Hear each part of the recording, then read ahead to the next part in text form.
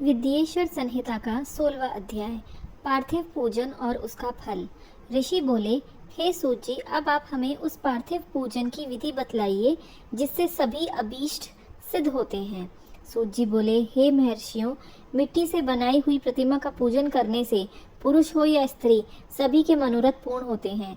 इसके लिए नदी, तालाब, कुआं या जल के भीतर की मिट्टी लाकर सुगंधित द्रव्य के चूर्ण से उसका शोधन करें और अच्छे मंडप में बैठकर दूध डाल अपने हाथ से सुंदर प्रतिमा बनाएं। फिर पद्मासन से स्थित होकर उस पार्थिव प्रतिमा का आदर से पूजन करें। गणेश, सूर्य, विष्णु, पार्वती, शिव जी की मूर्ति और शिव जी के शिवलिंग का ब्राह्मण सदैव पूजन करें। जो इस प्रकार षोडशोपचार युक्त पूजन करता है उसके मनोरथ अवश्य ही सिद्ध होते हैं। किसी भी देवता के स्थापित किए लिंग पर 3 सेर नैवेद्य और स्वयं उत्पन्न हुए लिंग पर 5 सेर नैवेद्य चढ़ाने का नियम है। 12 अंगुल चौड़ा और 25 अंगुल लंबा यह लिंग का प्रमाण है। ऐसे लिंगों की पूजा महापूजा कहलाती है और इनके अभिषेक से आत्मशुद्धि, गंध चढ़ाने से पुण्य प्राप्ति, नैवेद्य चढ़ाने से आयु और तृप्ति तथा धूप देने से धन की प्राप्ति होती है। दीप से ज्ञान और तांबुल से भोग मिलता है। अतएव स्नान आदि से पूजन के 6 अंग का यत्न पूर्वक साधन करें। नमस्कार और जप ये दोनों अभीष्टदायक हैं। इनको पूजा के अंत में अवश्य करें, क्योंकि इनके भोग और मोक्ष दोनों ही प्राप्त होते हैं। मानसिक पूजन में भी इनको अवश्य ही व्यवहार में लाएं। इस भूलोक में श्री गणेश जी सम्यक प्रकार से पूजनीय हैं। गणेश पूजन से सभी पाप दूर भाग जाते हैं और वह अपने सभी अभीष्टों को पूर्ण करते हुए मोक्ष तक को पहुँच जाता है। इसी प्रकार श्री विष्णु जी का तथा और भी देवताओं की जो जिसकी पूजा करना चाहता है वह उन देवताओं के वार, तिथि, नक्षत्र का विचार कर षोडशोपचार पूजन भजन करे तो उसे अभीष्ट की प्राप्ति होती है। शिव जी का पूजन तो सब मनोरथों को देने वाला है। जो आर्द्रा नक्षत्र में माघ कृष्ण चतुर्दशी को शिव जी का पूजन करता है उसकी आयु बढ़ती है, मृत्यु हरण होती है और सर्व सिद्धि की प्राप्ति होती है।